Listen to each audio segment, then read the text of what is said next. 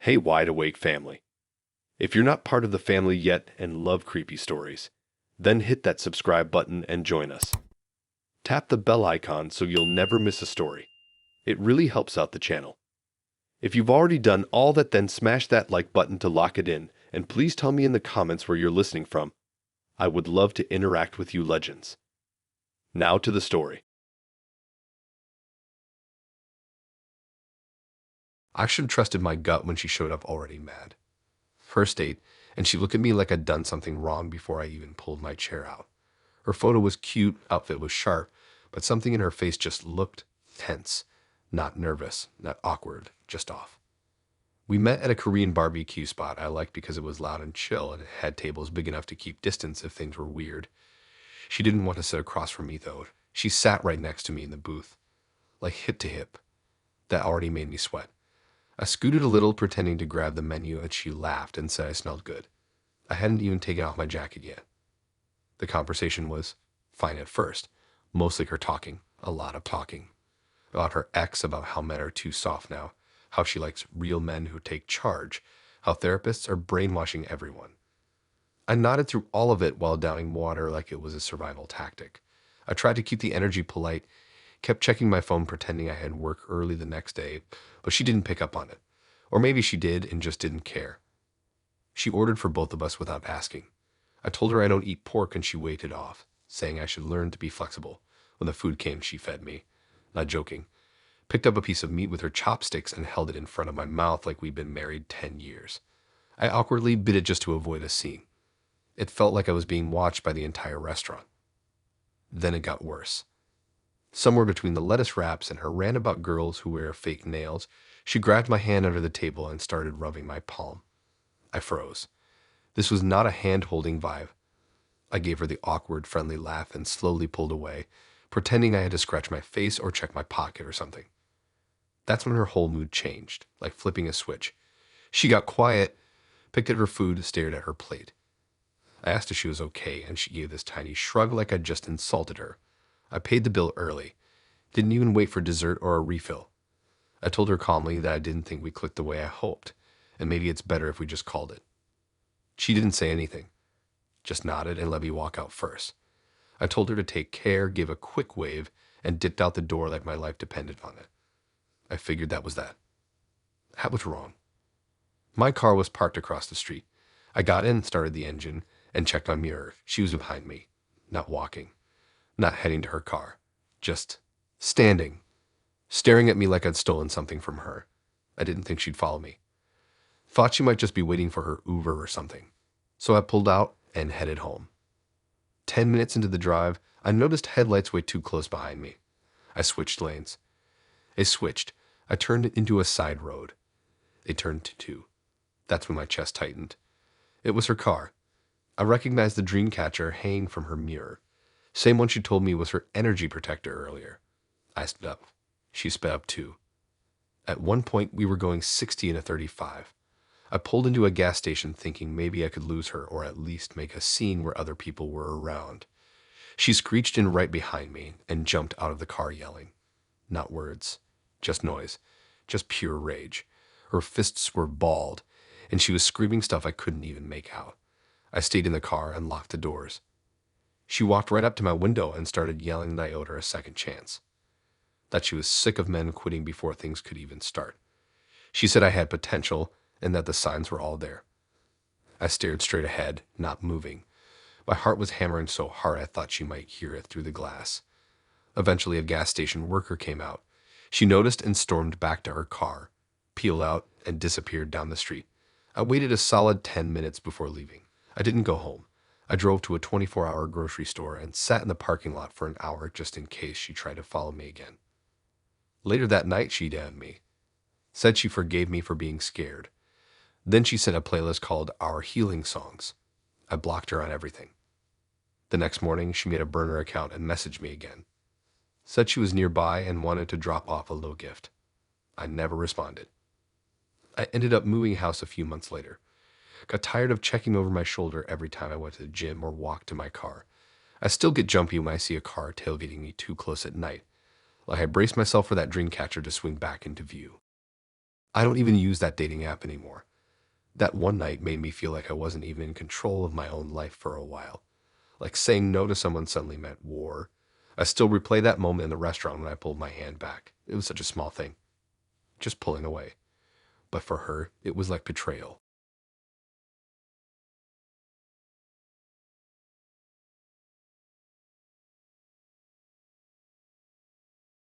So the first time I went over to his place, it wasn't even supposed to be that deep. We'd been talking for maybe 3 weeks. Casual messages, back and forth, nothing heavy. He was funny in a quiet kind of way, like dry humor, but not annoying. Just the right level of weird to make things interesting. I met him on Bumble. His profile had 2 pictures, one of him with a dog and one of him in front of a mural eating tacos. That's it. No bio. I normally ignore those, but the dog looked like the kind that listens to NPR, so I gave it a chance. We went for ramen twice. Both times, he seemed normal, not too charming, which I weirdly liked. No try-hard energy. His apartment came up after our third meetup. He said he had a projector and some weird VHS horror movies, and honestly, that sold it for me. I love old horror stuff. I thought worst case, it's boring. Best case, cool movie, maybe a kiss, maybe more. The building wasn't bad. One of those slightly old, slightly too quiet apartment complexes with tiny balconies and a weird mix of people. Some students, some retirees, a few who probably hadn't left their unit in weeks. It was a Sunday night, no one around.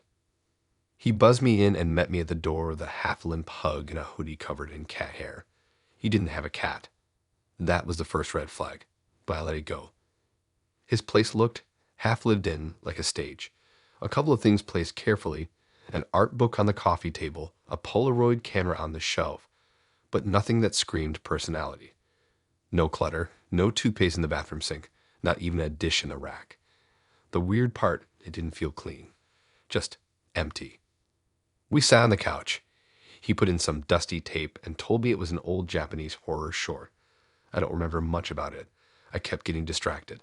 Something about the vibe was wrong. Like I couldn't stop checking little things. The way the curtains didn't reach the floor. How the light bulb in the kitchen was flickering. How his fridge hummed just a little too loud. It was like my brain kept scanning the place for something that wasn't there. About an hour in, I told him I needed the bathroom.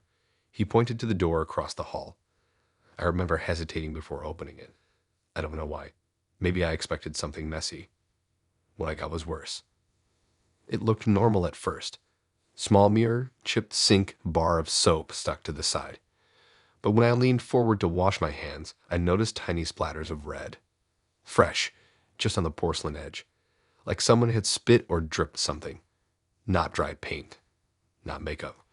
It was too bright, too real. I stood there for a second, hand half under the water, just staring at it. My stomach flipped. I turned off the tap and opened the door. He was standing in the hallway, just outside, like he'd been waiting. I laughed it off. Said something stupid about needing more soap. He didn't laugh, just kind of tilted his head and said, totally calm, "Don't worry, it's not mine." That's it. Like that made it okay. I went cold. Not scared exactly, just stuck. My brain was trying to figure out what answer would get me out of there fastest. I gave this weak little nod and stepped past him like I hadn't just seen something deeply wrong. He walked back to the living room like nothing happened, sat back down on the couch, pressed play. I stood behind him for maybe 5 seconds, then grabbed my bag and said I had work early. He didn't look up, just gave me a thumbs up like we were best friends watching a movie. I got in the lift and didn't breathe until it hit the ground floor. When I got home, I told one of my friends about it in a voice note, kind of joking about how weird it was. But her reply was dead serious. She told me not to go back, not even to be polite. The next morning, I got a message from him that said, "You're fun. Come by again next Sunday." I didn't reply. 2 days later, he sent a photo of the VHS we'd watched, just a tape sitting on the floor with a wine glass next to it.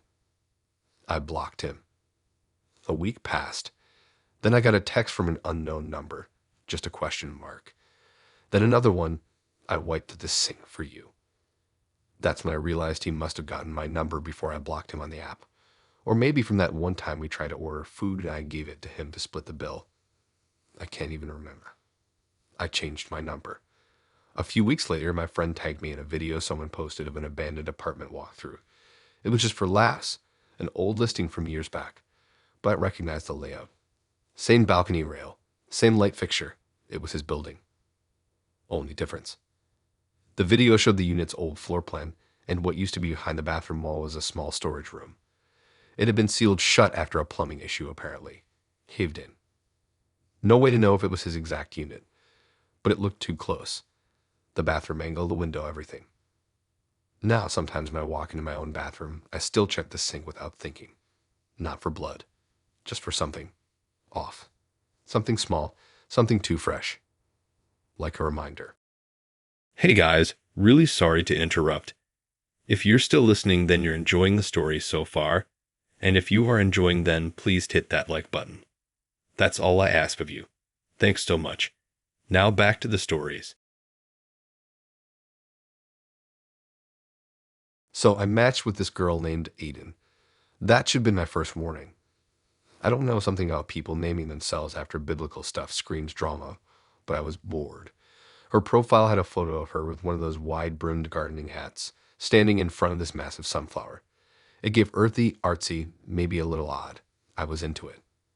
We talked for about 2 weeks before she invited me over. She said she was redoing her garden and could use a strong back to help dig something out. I thought it was kind of cool, better than another overpriced cocktail bar or weird cafe where everything's beetroot. Plus, her place was about a half-hour drive and in this quiet, green area near a lake. I figured worst case, I'd get some fresh air. When I pulled up, it already felt a little weird. Her house was one of those isolated ones. No neighbors in view, just a big front yard, gravel path, and a weird wind chime that sounded like poems. Not even joking. It had this dull wooden knock to it, not metallic like normal ones. She came out barefoot, dirt on her hands, tank top with soil streaks down the side, but smiling like I just brought her flowers. She looked exactly like her pictures, but something in person felt way more intense. Her eyes didn't blink as much as they should. And when she walked, it was like she glided. I followed her around the side of the house where the garden was, and yeah, it was more like a jungle. Wild vines everywhere, a half-built trellis, and this giant hole in the middle of the yard. I'm talking deep, like easily chest-high, the kind of hole you dig with a purpose. She handed me a shovel like we were just continuing where we left off. I asked what the hole was for. She said compost. And she paused, looked at the hole, and laughed, like a really soft, weird laugh that didn't match the joke. She said, "Don't worry, I only need one more X to fill it." I froze. She was still smiling. And I laughed, because that's what you do when someone says something unhinged and you're standing next to a 5-foot pit in their backyard. You laugh and pretend you didn't hear that last part. Then you plan your exit. But instead of leaving like an idiot, I stayed. Told myself she was joking. That it was just some weird hippie humor I didn't get. I started digging, just a few shovels. Not because I wanted to help. I just didn't know how to back out without making things awkward. Every couple minutes, she'd point to a weed or fix a flower like she didn't just casually mention murder. I kept glancing at the pit, wondering why the dirt around the edges looked so fresh. There were no garden tools, no compost bags, just a shovel and a black tarp rolled up in the corner.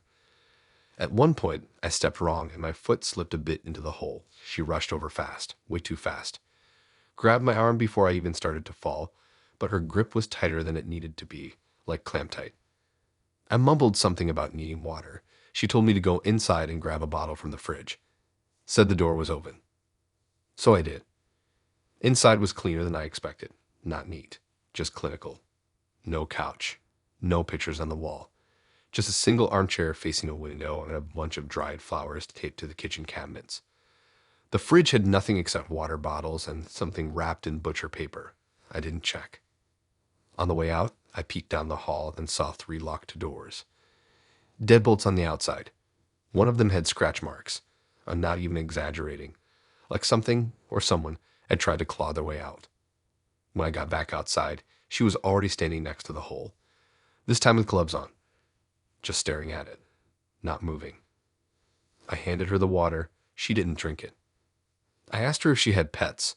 Random, I know, but I was desperate to hear her say anything normal. She just said, "Not anymore." That was it. Not even trying to hide how creepy that sounded. At this point, my brain was in full panic mode. I tried to play it chill. I said I had to go. Early shift the next day. She didn't argue, just smiled, wiped her hands on her shirt, and said I could come help her finish the whole layer. I walked back to my car as calmly as I could, then got in, locked the doors, and didn't even look back. That night, I kept thinking about how deep the hole was, how casual she was about it, and the tarp, and the claw marks, and her joke about one more ex. I had matched her immediately. Next day, I told one of my mates. He didn't laugh. Said he knew a guy who used to date a girl out in the same area and that she got weird toward the end. Like, asked him to move into a shed. Started referring to him as Soil. I thought he was messing with me until he showed me a photo. It was her. Ian. I reported the account on Bumble. Don't know if anything happened. A week later, I checked again. Her profile was gone. Then I got a new match. New name. New photo. But same eyes. Same hat. Same smile. Same yard in the background. I blocked the account and deleted the app.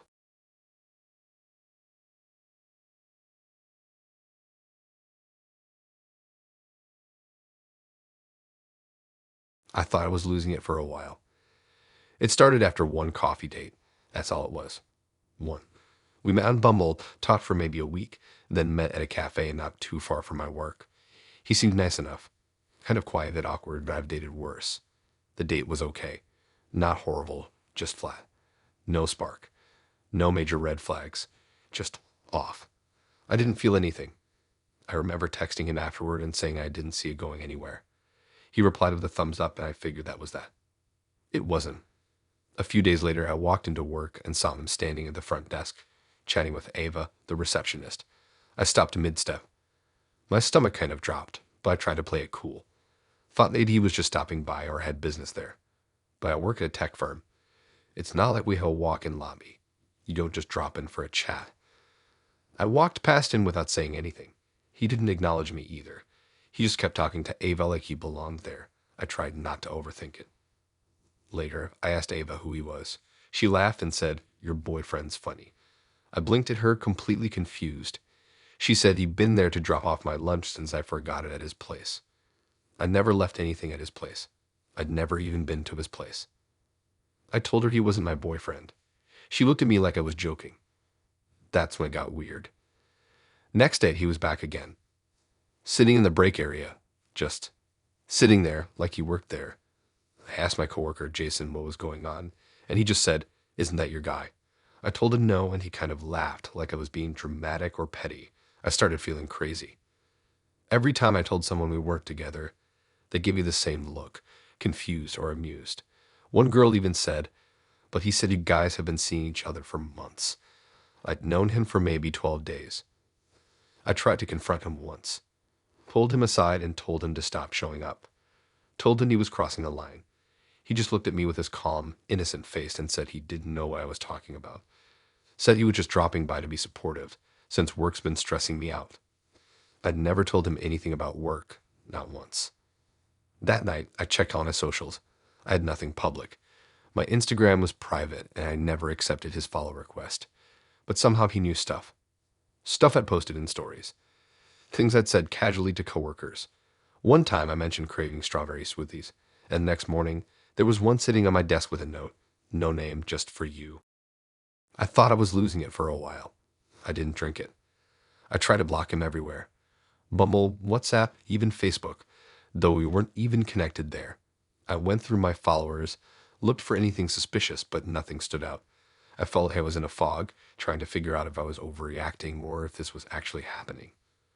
Then my boss called me into her office. She said HR had flagged a domestic concern because someone reported a fight between me and my partner in the lobby. I asked what she meant, and she said apparently there was a scene last week. Raised voices, crying, me storming out. None of that happened. I wasn't even in the building that day. I had food poisoning and worked remotely. I showed her my emails and Teams activity to prove it. My boss went pale. She said she'd review the security footage and get back to me. I never heard what she'd found, but he stopped showing up at the front desk after that. That should have been the end of it. It wasn't. Instead, he started waiting outside, Not every day, just often enough that I never relaxed. Sometimes I'd leave work and see him leaning against a car across the street. Sometimes I'd walk to my car and see a smoothie on the hood. Always strawberry. Always with that stupid heart note. I told Ava again that we weren't dating. She just said, maybe you guys had a misunderstanding. I said, no, we didn't. We went on one date and I told him I wasn't interested. That's it. She didn't believe me. I think the worst part wasn't him. It was everyone else. They all just accepted it. Like once he said it out loud, it was real. Like my version of events didn't matter. He smiled and brought people coffee and joked around and helped carry boxes and slowly made everyone think he belonged. And it looked like the crazy one for being uncomfortable. Eventually, I told HR everything. The whole story. I expected them to take it seriously. They gave me a warning. Said I shouldn't bring my relationship drama into the workplace. Said if it continues, it'll affect my performance record. I just sat there stunned. It felt like something out of a movie. Like it slipped into someone else's life. So I quit. I changed my number, moved in with my cousin across town, deleted every dating app and nuked every account. Started applying to jobs in other cities. He never came to my new place, at least not that I know of. But sometimes when I walk to the store or take the bus or stand at the corner waiting to cross, I feel this weird pressure, like I'm being watched. And every now and then I'll see someone in a hoodie, standing just far enough away, not doing anything. Just standing. Could be nothing. Could be him.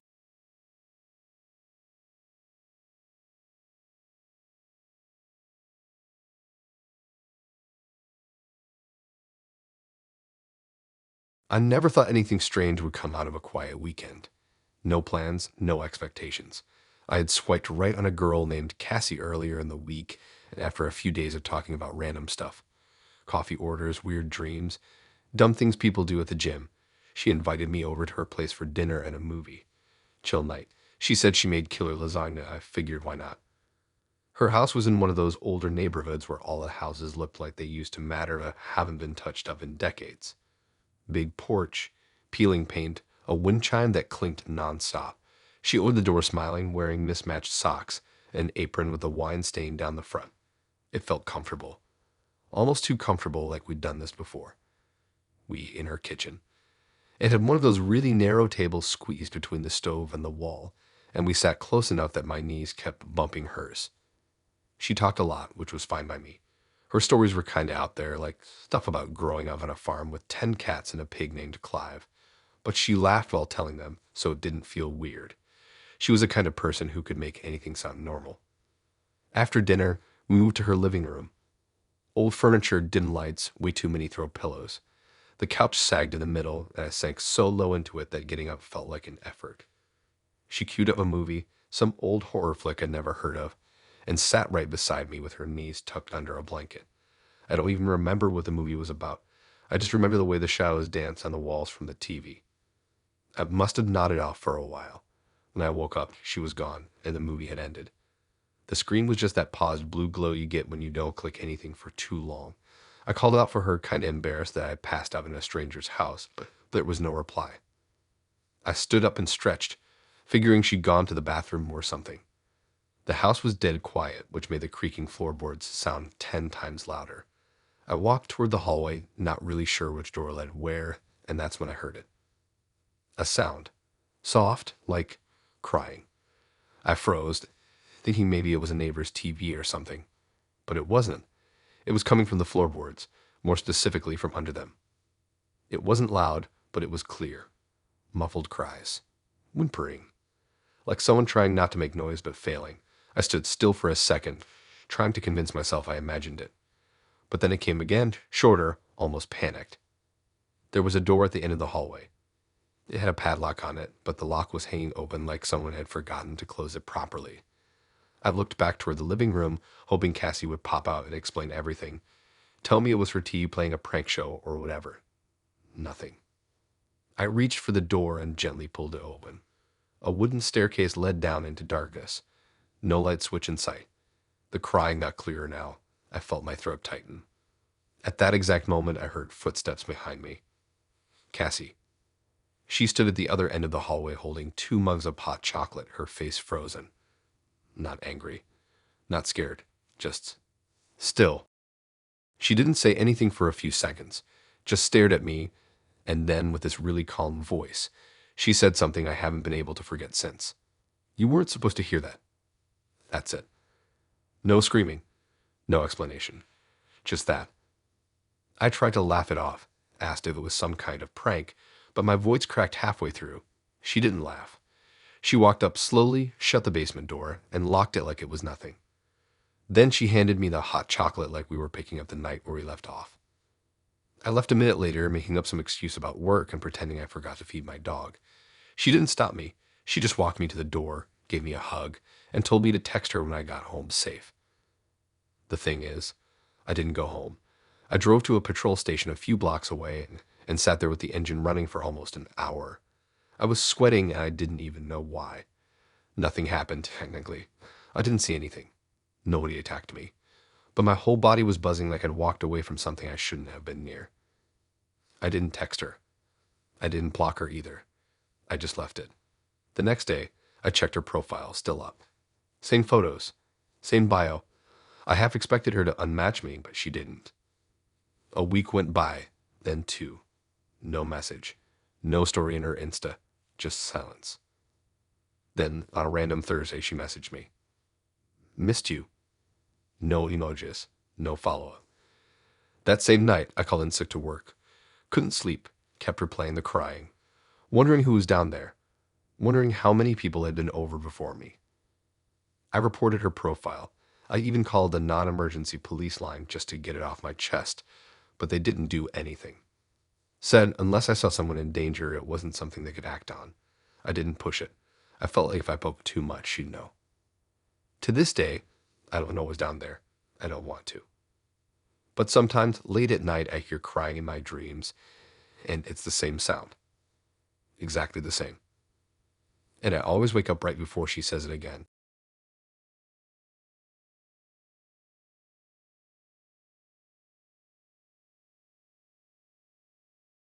I had only met him once. One drink, one weird vibe. And that was enough for me to decide I wasn't into it.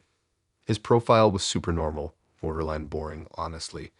But sometimes boring is what you want. You think it's safe. You think boring won't be hiding anything. He showed up late to the bar, looked different than his photos. Not massively, just enough for me to notice. He had this way of watching me while I talked, like he was taking notes, storing every word. I faked a phone call halfway through the drink and left early. Said something about my sister needing a lift. He just nodded, didn't offer to walk me out, didn't even say goodbye. That should have been the end. A few days later, he messaged me again. I didn't reply. Then he messaged me again, longer this time, talking about how he really felt a spark and wanted to see me again. I didn't block him. I don't know why. I just left the message on read and moved on. I had other stuff going on. Uni deadlines, my cousin's wedding, all that. A week passed. 2. One night, I stayed over at my friend's place after a movie marathon. We ended up crashing late, and I didn't get home until around 10 the next morning. I remember thinking my building smelled like burnt toast when I walked in. My flat is on the 3rd floor, and I could hear someone walking around above me, which didn't make sense because I'm the top floor. My door wasn't locked. That part I remember really clearly. I pushed it open, thinking maybe I forgot, or maybe I left in a rush the morning before. But the second I stepped inside, I knew something was off. There was a humming sound, a tune, something being stirred. And then I smelled it, onions and butter, garlic, something frying. He was in my kitchen. He wore a gray hoodie and jeans and had my apron on, like this was some Sunday morning couple ritual we'd been doing for years. He didn't look startled at all. Didn't ask why I was home early. He just smiled like he'd been expecting me. I didn't move from the doorway. He pointed to the table where he'd already set up plates, forks, even 2 glasses of orange juice. My juice. From my fridge. I just stood there, frozen, heart pounding so hard I thought I might throw up. He kept talking. I barely heard what he was saying, something about eggs and how he always cooks breakfast when he likes someone. I remember he used the word domestic, said it like it was some inside joke. I backed toward the hallway, pretending I was grabbing my charger or something. My phone was still in my coat pocket, thank God. I texted my friend just one word, help. He followed me down the hall, still holding a spatula, asking if I liked my eggs runny or firm. I told him I wasn't hungry. I tried to laugh it off like I wasn't completely panicking. My front door was still open a crack, so I made up a lie about needing to grab something from my car. That's when he said it. He told me I didn't need to go anywhere, said everything I needed was already here, and then calmly he walked over and shut the door, locked it, just like that. That sound of the lock clicking made my whole body go stiff. I told him to leave. Firmly this time, my voice didn't even sound like mine. He just looked at me, head tilted, like I was the one being unreasonable. Said he already told his mom about me. Said we were past the awkward stage, that he brought his toothbrush, that we were finally sensing. I told him again, louder, leave, now. He didn't move, just stared. That's when my neighbor knocked. I swear I've never been so relieved to hear another human in my life. I sprinted past him and yanked the door open like it was the finish line of a race. My neighbor must have seen something in my face because she immediately asked if everything was okay. I said no. The guy still didn't leave. He stood in the hallway like he was confused why I tattled. Cops were called. He was taken away. They found his bag in my living room. He had packed for a weekend. 2 shirts, socks, a book, and my photo printed out. The one from my old Instagram account that I deleted a year ago. He had a hard copy. Turns out he'd made a copy of my front door key when I went to the bathroom on our first date. I'd left my bag on the chair. My keys were just sitting there. He'd never stopped watching me after that. Not really. He knew my work hours, my gym schedule. When I got my Tesco deliveries, he built the whole fantasy around a single awkward drink and filled in the rest by lurking in the background of my life. It took me weeks to sleep properly again. I changed my locks the next day. I moved flats 3 months later. Sometimes when I'm walking home, I still feel like I'm being watched. Not all the time, just enough to keep checking over my shoulder. Just enough to keep the chain lock on at night, even in my new place. And I've never used a dating app since.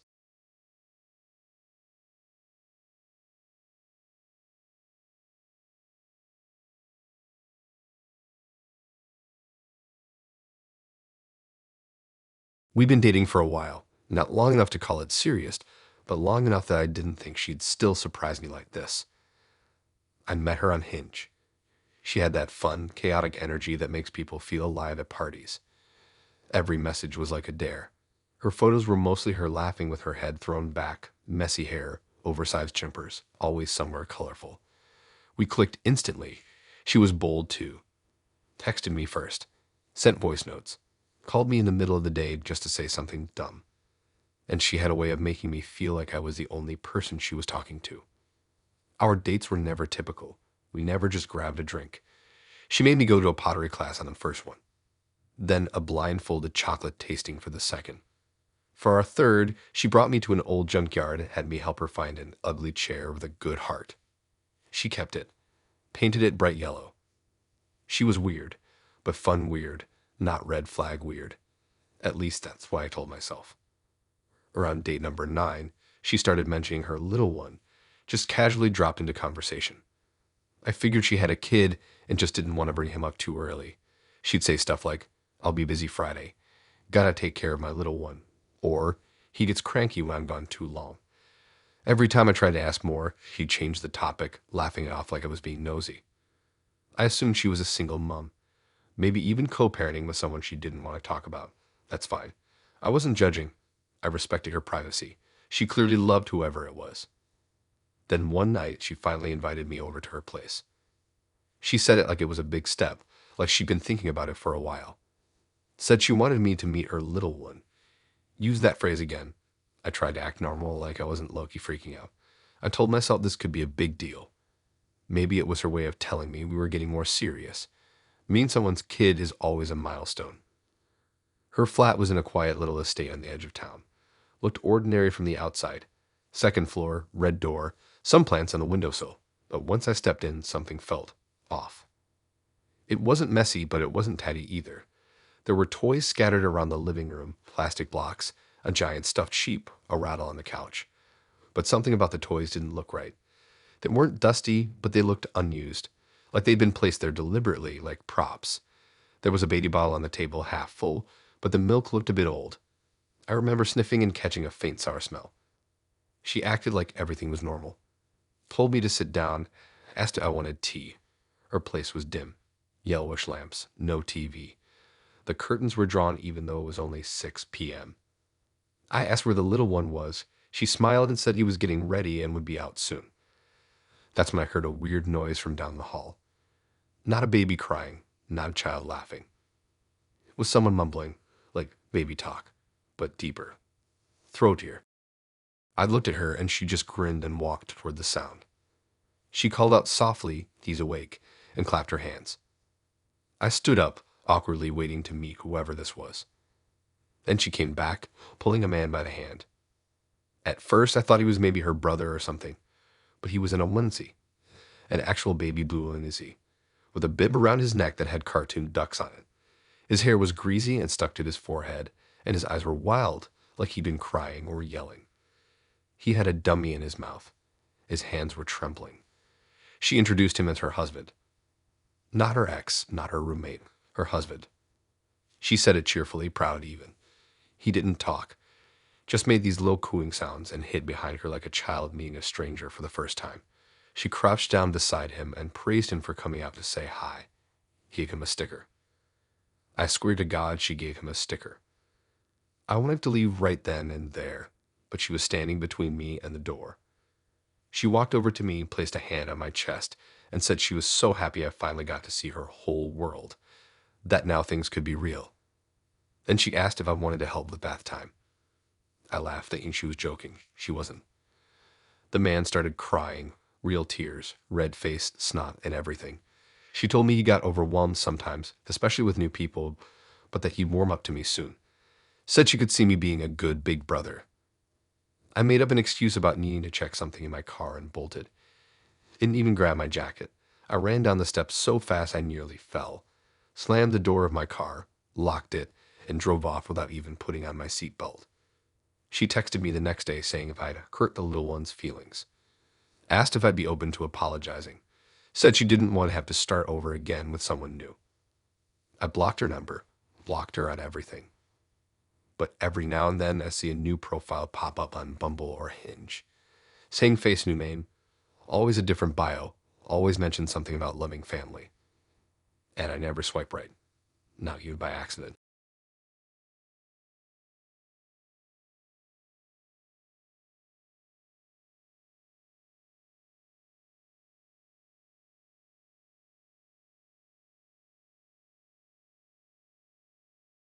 So yeah, I let him drive. That was my first mistake. We matched a week earlier on Bumble. He had that kind of clean, fresh-shaved jawline and a soft smile that made him look harmless, like the kind of guy who says, "Pardon me," when he bumps into a chair. He didn't seem like he had any edge, which honestly I liked. I had enough of the bro types, the loud guys, the wanted finance boys. He was low-key into music and baking and dogs. Whatever, harmless. After texting for a few days, he offered to take me out for sushi. I suggested a spot in town, a place I'd been to before. He offered to pick me up. I hesitated, but he was persistent in a weirdly chill way. Like, "Hey, totally up to you, but I promise I'm not a creep." I actually laughed at that. The night he came to pick me up, he drove a dark gray Audi. Super clean, leather seats. I remember thinking the inside smelled like that car freshener they sell in high-end garages. He got out, opened the door for me, and did that half-bow thing like we were in a movie. Cringe, but kind of funny. I got in, seatbelt clicked, door shut. I texted my location to my best friend like I always do, just in case. We pulled off, and the first few minutes were totally normal. Small talk. Spotify on low. He asked about my week. I complimented the car. He told me he bought it used from a guy in Essex. Nothing weird. Just a regular drive through the city at night, with streetlights streaking across the windows like it was a lazy music video. Then it changed. We were supposed to be heading toward the sushi place in Camden, but instead of turning left onto High Street, he kept going straight. I figured maybe he was going to loop around or take a shortcut. I wasn't too fussed. Then I noticed the roads were getting quieter, fewer cars, no people walking about. We passed a closed patrol station, then a car wash with the lights off. I turned to him and asked where we were going. He didn't answer right away, Just reached over and without a word locked all the doors. Click, click, click. That sound. I swear it's still stuck in my brain. Then, calm as anything, he said, "We're not going where you think." And he smiled. But it wasn't soft like before. It looked tight, almost rehearsed. I laughed it off like it was a joke. Told him to stop messing around and turned back. He didn't. The road narrowed. There were no street lamps now, just the beams from his headlights catching fences and bushes on either side. It felt like we were in the countryside, even though I knew we hadn't left the city. My stomach dropped. I tried the door. Still locked. I reached for my phone in my coat pocket, but it wasn't there.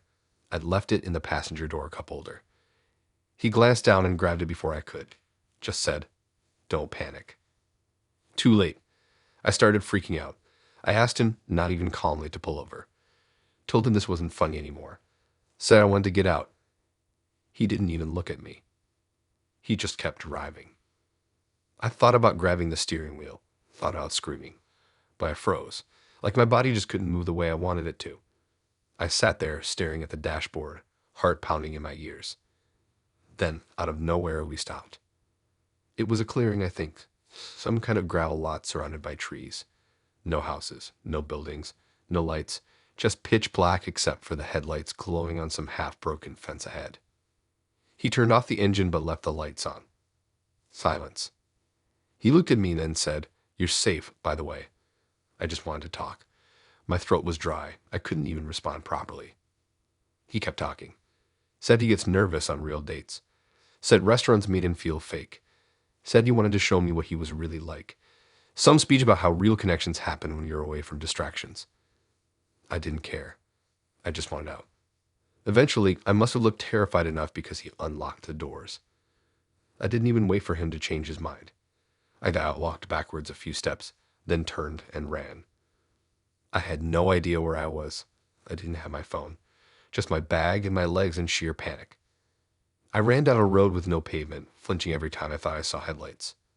After what felt like forever, I found a pub that was closing up. The bartender let me use their phone to call my friend. I didn't tell him the full story. Just asked for a lift and sat in the corner shaking until she showed up. We never found out exactly where he took me, but I know it wasn't anywhere near the sushi place. I know it wasn't the first girl he'd done this to. When I posted about it in a private group, 3 other girls messaged me. Same guy. Different names. Same Audi. Different stories. I don't date anymore. At least not if they offer to drive.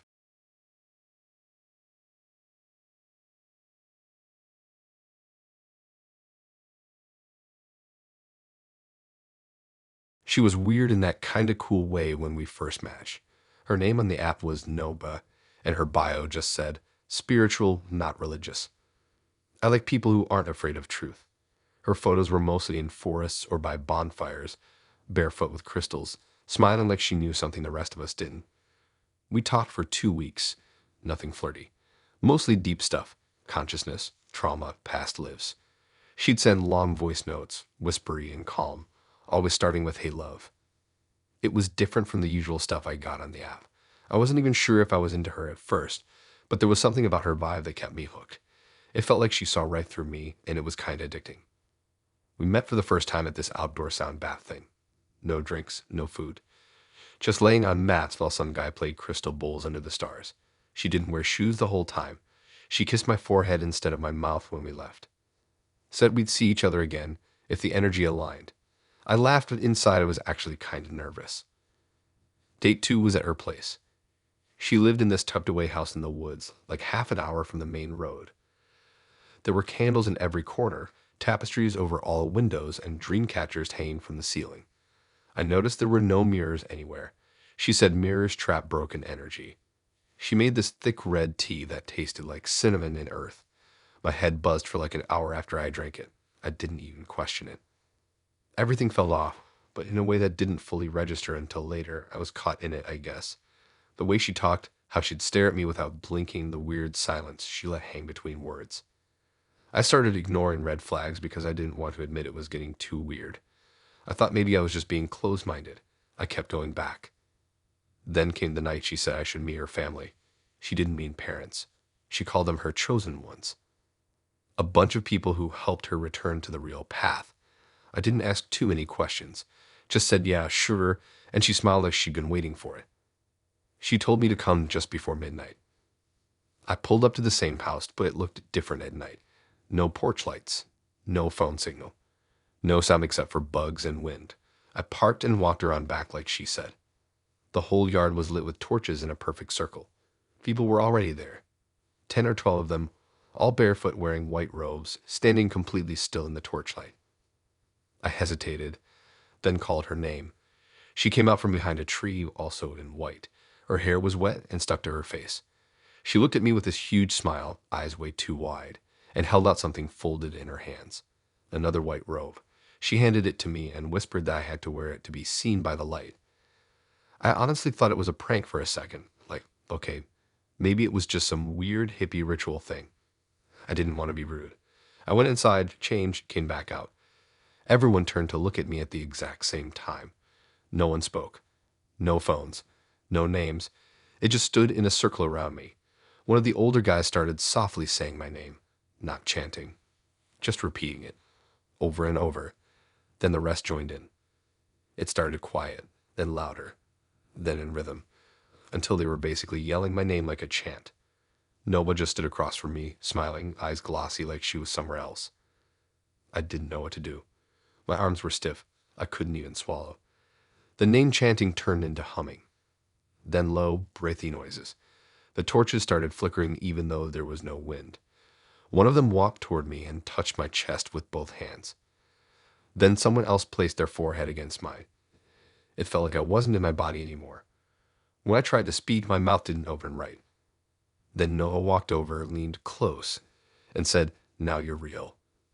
I asked what that meant, but she just tilted her head and told me not to break the circle. Everyone closed in. Not touching, but close enough that I felt their breath. She raised her hands and told them to begin. I didn't wait to find out what begin meant. I pushed past them, sprinted for the house, grabbed my clothes, and ran barefoot to my car. I didn't even look back until I was already flying down the road. No one chased me. No headlights. No sound. When I got home, I had dozens of texts. All from unknown numbers. All saying, "You were chosen." I blocked them, deleted her, reported her profile. But she showed up 2 days later at my job. Not inside. Just standing across the street in the same white robe, staring at me through the window. Smiling. She didn't move. Not once. I went to the cops. Showed them everything. They checked her name. Her photo. Her number. Nothing came up. Like she didn't exist. They told me it sounded like a prank. It's been 2 months now. She hasn't come back. But sometimes I hear people whisper my name outside my window. Always at midnight. Never earlier. Never later.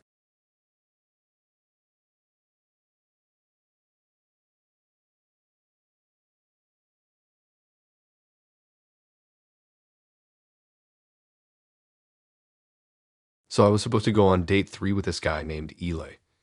We met on Hinge. Classic, I know. But he stood out. His profile was super low-key. No shirtless pics. No cheesy prompts. Just a clean bio. Something about loving quiet bars and old horror movies. And a few clear pics of him at some art exhibit. I swiped because he looked normal. That sounds so dumb, but that's rare now. Our first date was chill. Coffee spot downtown. A little awkward at first, but not in a bad way. He was quieter in person, but polite. Kept strong eye contact, maybe too strong now that I think about it. But I brushed it off. Second date was a movie night at his place. He had a tiny apartment with barely any furniture. Just a couch, a TV, and a candle that smelled like pine trees. Said he just moved in. I didn't stay long that night. Before our third date, I did something I never usually bother with. I Googled him. No idea why. Maybe it was because he didn't have much of a digital footprint. No Instagram, no LinkedIn. I didn't think it was weird at first, just figured he was private. But it stuck with me. I typed in his full name, which I got from his text contact, and hit search. Then I froze. One of the top results was an obituary. I clicked it thinking, maybe it's someone else. Common name, right? But then I saw the photo. Same face, same guy, even the birthday match. It said he died 2 years ago in a car accident. I thought it was a prank. Maybe someone used his picture to catfish me. I went back to Hinge to double-check the profile, and it was still there. Still active. He even replied to my text saying he was excited to see me again. I didn't reply. Instead, I screenshotted everything. His texts, the obituary, his photos. I showed them to my friend Julia, who works in media and has access to random databases. She confirmed it. The death was real. There was even a news article about it from a small local paper. He crashed on a rural road, no foul play suspected. Body ID'd by dental records.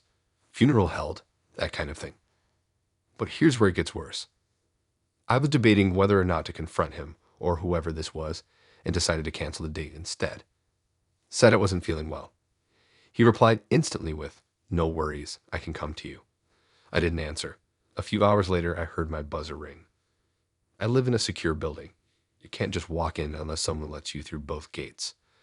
But there he was, standing outside the front door, holding a brown bag like he brought food. I didn't answer the buzzer. I stood completely still by the door. He rang again, and again, then left. I watched him from my window as he walked away.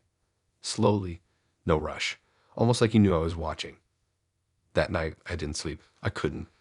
Every time my phone lit up, I expected it to be him. And yeah, I blocked his number and unmatched him. But by morning, I had a new message. From a new number, just one sentence. Obituaries can be wrong. No name, no emojis, just that. I didn't respond. I blocked that number too. I tried to forget about it. Tried to convince myself it was some weirdo using a dead guy's identity for some messed up thrill. But then I started thinking about the second date again. How bare his apartment was, like he wasn't planning to live there long. No photos, no mess, no leftovers in the fridge, just that candle. The pine candle. I checked the brand online, trying to distract myself, and found it was sold exclusively at a funeral supply website. No joke. They were designed to smell like forests for memorial services. Who even buys that for their apartment? A few days passed. No messages, no sightings. And then I got a letter. A physical letter. No return address, just my name and apartment number scribbled in red ink. Inside was a Polaroid photo of me walking down the street, same outfit I wore on our first date. It wasn't from our coffee shop. It was from before I even got there. Someone had followed me to the date. I moved out 3 weeks later. Switched buildings, changed numbers, wiped all my dating apps. I still don't know who I was talking to, whether it was a catfish, a stalker, some sick joke. But the part that stays with me isn't the messages with a photo. It's the smell. A few days before I moved out, I came home to a faint pine scent in my hallway. No candle. No note.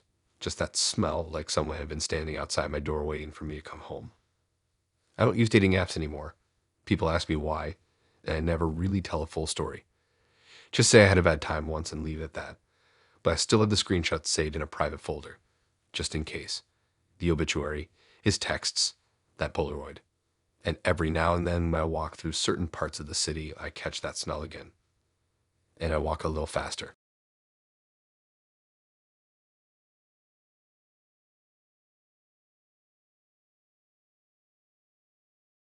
You ever talk to someone for weeks and still feel like you don't really know them? That's how it felt with Ben. Or, I guess the Bens. But I didn't know that at the time. We met on Bumble. His profile was clean.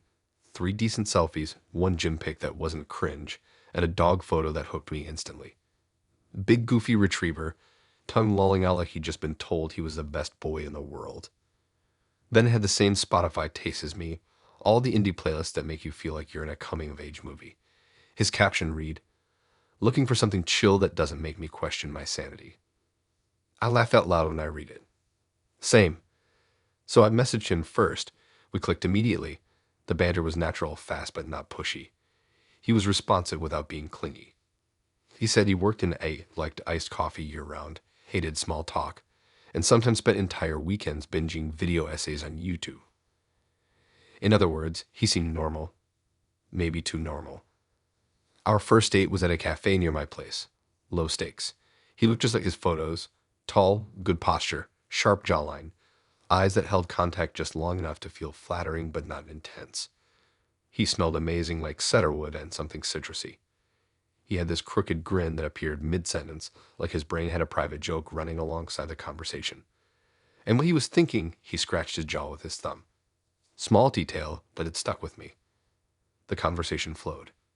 He remembered things I'd mentioned in chat, my dog's name, the fact I just started yoga, even the random book I'd been halfway through.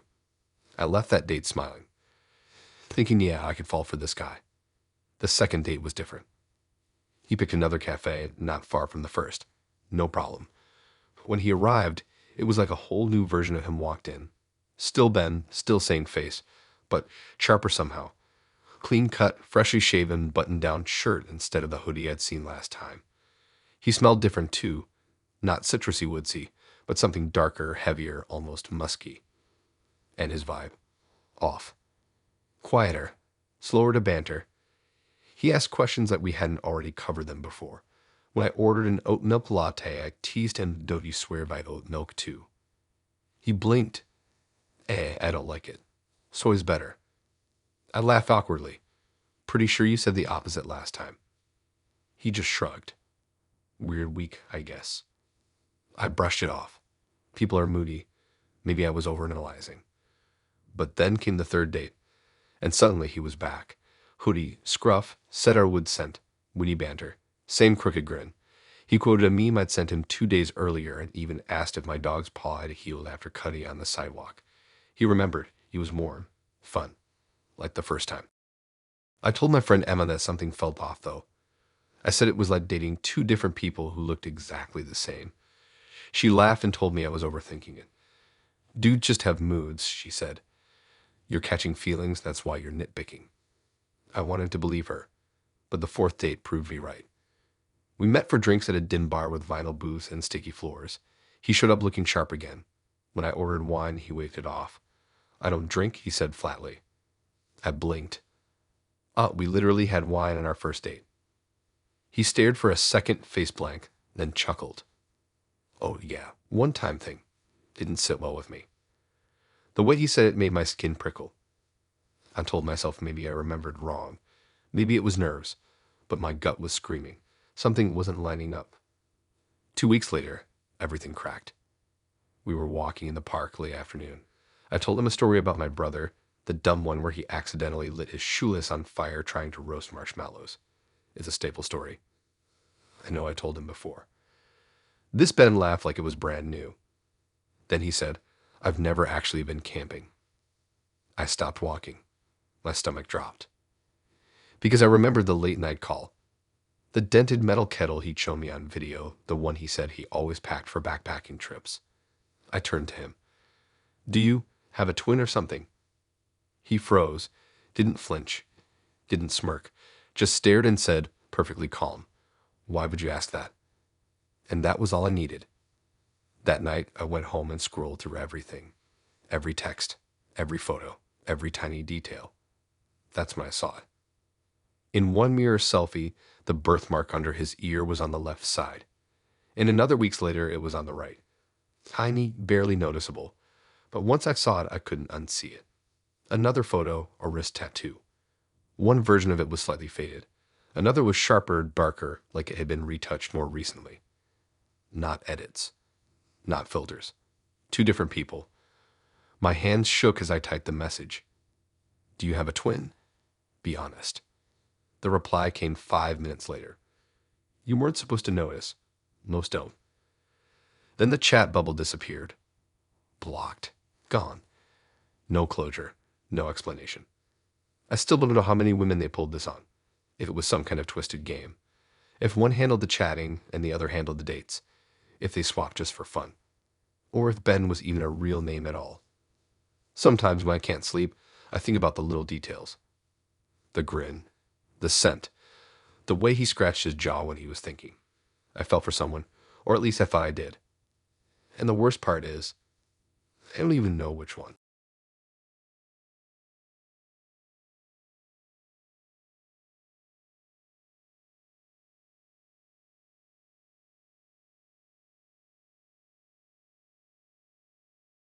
I only stayed over at her place once. Just once. Her name was Riley. We met on Hinge. She was cute in that doesn't try too hard way. Wavy dark hair that looked like it air-dried perfectly every time. A nose ring and books in almost every picture. Not the staged look at my shelf kind, but messy piles like she actually read them. She had this warm, easy vibe that set her apart from the usual small talk and ghost cycle of apps. She messaged me first. Said I looked like the type of guy who gave good book recommendations. I didn't really, but I appreciated the line. We hit it off fast, talked every day for 2 weeks. She was funny, sarcastic in a dry way that felt like sparring but never mean. She sent voice notes instead of texts, sometimes low, steady voice with a smile hiding in it. She told me she lived in this older house a few towns over. Family owned it, but they'd moved and she stayed. Said she liked the quiet. I didn't think much of it. Not everyone wants to live in a city. When she invited me over on a Friday night, I said yes. She promised dinner, a movie, low pressure. Worst case, it'd be awkward. Best case, who knew? The drive out was longer than I expected. Past the last gas station, the road narrowed, tree lines thickening on either side. By the time I turned onto the gravel driveway, I'd lost cell service. Her house sat at the end, tucked between the trees. 2-story, peeling white paint porch with a rocking chair. From the outside, it looked normal, quaint even. Inside was different. Not dirty, clean enough, but cold. Not temperature cold, though it was that too. Cold like a library no one's entered for years. The air felt held in heavy, too quiet. Riley greeted me at the door with a hug that was too familiar for a first meeting. Tight, warm, like she'd been waiting for me specifically. She told me to take off my shoes, make myself at home. The living room was cluttered, not messy, intentional clutter. Stacks of books everywhere, actual towers leaning against walls and chairs, lamps that didn't match, faded rugs layered over each other. No TV, just a projector facing a fold-up screen. She cooked pasta. We ate, we laughed. She poured me a glass of wine, pulled out a strange card game she said her grandma taught her. It was fun, different. She was fun, different. For a while, I forgot the house felt wrong. By 11, she asked if I wanted to stay over. Said it got foggy on the roads at night, and she didn't want me driving half asleep. I hesitated, but her smile made it easy to say yes. She showed me the guest room upstairs, small but cozy. Floral sheets, old wooden dresser, window overlooking the woods. She said goodnight, disappeared into her room down the hall. I lay in bed, scrolling my phone, half watching the ceiling fan spin. The house creaked like old houses do. Harmless. Then I heard it. Faint, muffled, like something deep in the walls. At first I thought it was the pipes, then wind. But after a moment I heard it again. A sound like crying. I sat up, phone screen lighting my face. Listened harder, short bursts, whimpering. Then a low, shaky inhale. Someone was crying. The sound wasn't in the hall, not outside, below me. The basement. I stood, heart pounding, and cracked the bedroom door. The hallway was dark. Riley's door was shut, no light seeping out. The floorboards groaned under my weight as I crept downstairs. The house felt different now, alive, watching. The living room was shadowed, kitchen darker, but the sound was clearer. The crying was coming from behind a door, the basement door. It was set behind the pantry. Not a regular door, a thick wooden one with a bolt lock on the outside. The lock wasn't broken or rusty. It was polished, used often. I froze. My mouth went dry. The crying faded to soft sniffles, then silence. And then I felt her. Not saw, felt. Riley was behind me. Her footsteps were soft against the tile, but the air shifted when she entered the kitchen. I didn't turn at first, couldn't. Her voice was calm, close to my ear. You weren't supposed to hear that. I spun. She stood barefoot in pajamas, holding a mug of tea like it was a casual midnight snack run. Her face was blank, not angry, not scared, just expressionless. I stammered something. Then I thought I heard a noise, was checking it out. My voice cracked on the last word. She smiled faintly, walked right past me, slid the bolt shut with a metallic click. Didn't explain, didn't look at me, just sipped her tea and said, almost gently, "You look tired. You should get back to bed." I nodded. Couldn't think. My chest thudded so hard I thought she might hear it. I walked upstairs like I was sleepwalking back into the guest room. I didn't lie down. I didn't even take off my shoes. I sat on the edge of the bed, staring at the window, counting my breaths. 5 minutes, 10. I couldn't stay. I stood, eased the door open, and crept down the stairs again. Each step felt like a gunshot. Keys gripped so tight in my fist they dug into my palm. The front door creaked like something out of a horror movie. My whole body tensed, waiting for her voice. Nothing. I slipped outside. The gravel crunched under my shoes unbearably loud. I didn't look back. I got in the car, turned the ignition, and drove. Headlights cutting through fog, hands slick on the wheel. I didn't breathe until I hit the main road 40 minutes later. I pulled over and sat there shaking, chest heaving, until the sky started to lighten. That night, I blocked her number, deleted the app, never heard from her again. Sometimes I wonder if she even noticed I left, or if she was already distracted with whatever or whoever was crying in the basement.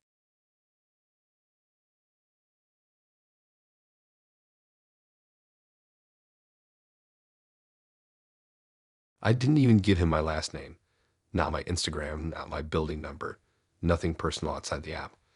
And yet there he was, standing in my kitchen, stirring a pot of pasta like it was his place. But I should back up. His name was Ryan. We matched on a Tuesday night when it was boredom scroll evenings where you're half working, half eating leftovers. His profile didn't scream crazy. Honestly, it didn't scream much at all. Selfies in his car, one gym mirror shot, and a dog photo that definitely wasn't his, cropped too perfectly, no interaction, like he Googled cute golden retriever. His first message was simple: "Hey, want to grab coffee this week?" No pickup line, no emojis, no weird opener about my smile or my job, just straight to the point. I said yes. The coffee date was fine. Quiet. He did most of the talking, which I didn't mind at first. Said he worked in software, had just moved to the city, didn't know many people yet. He asked a few surface questions, but somehow always circled back to himself. I remember thinking he's not terrible, but he's not for me. No spark, no gut feeling. Just that flat mega gap after 10 minutes when you know it's not going anywhere. I told him politely, "Hey, it was nice meeting you, but I don't think we clicked." He nodded. No begging, no bitterness. Just, "Cool. I respect the honesty. Take care." I walked away thinking, well, that was refreshingly mature. I was wrong. A few days later, things started getting weird. He unmatched me on the app. Fine. Normal. But then I saw him again. Same profile, same photos, same name. Matched me again.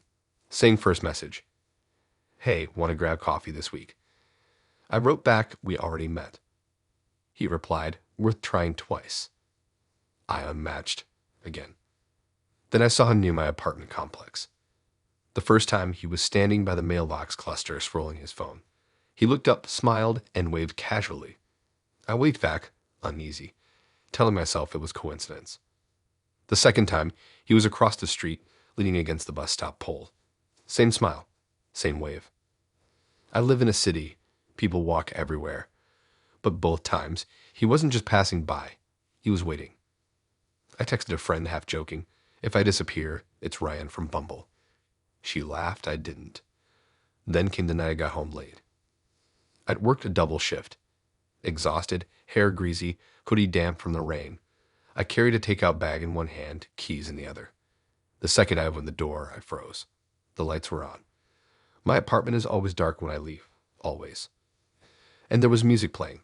Low, scratchy, old-school jazz. And the smell, tomato sauce, garlic, onions, something spicy, drifting out of the kitchen. At first, I thought maybe building maintenance had come in. Maybe an inspection. Maybe something. Then I walked into the kitchen. And there he was. Ryan. Wearing one of my aprons. My apron. Earbuds dangling from his pocket. Cooking at my stove like this was his Friday night routine. He looked up, smiled, and said, "Hey, you like panning, right?" Store was out of basil, but I improvised. I couldn't speak. Couldn't move. My bag slipped from my hand and hit the floor. Everything inside me screamed danger, but my body lagged behind, stuck in shock. My door hadn't been forced, no broken lock, no shattered glass. I hadn't lost my keys. "So how?" He answered without me asking. I let myself in, just like that, calm, smiling, like it was the most natural thing in the world. I finally managed, "You need to leave." My voice shook. I tried to sound firm. Failed.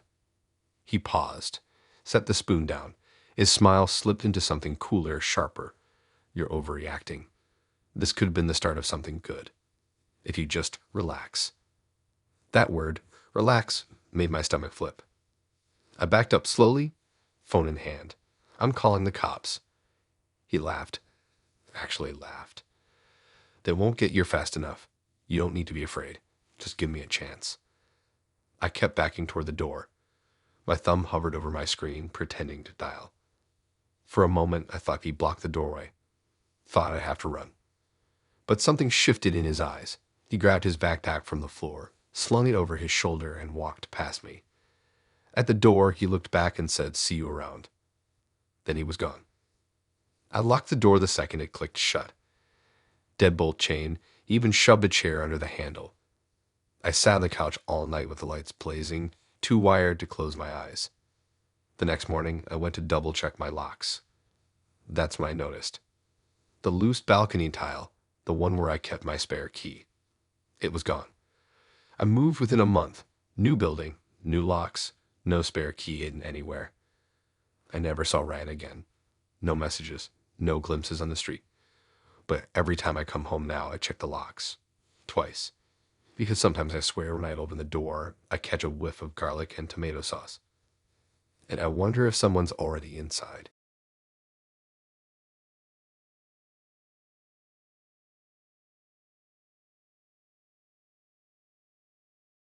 I met Camille in February.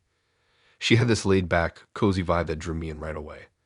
Always a beanie in her photos, always holding a hot drink, always some bookstore or antique shop in the background.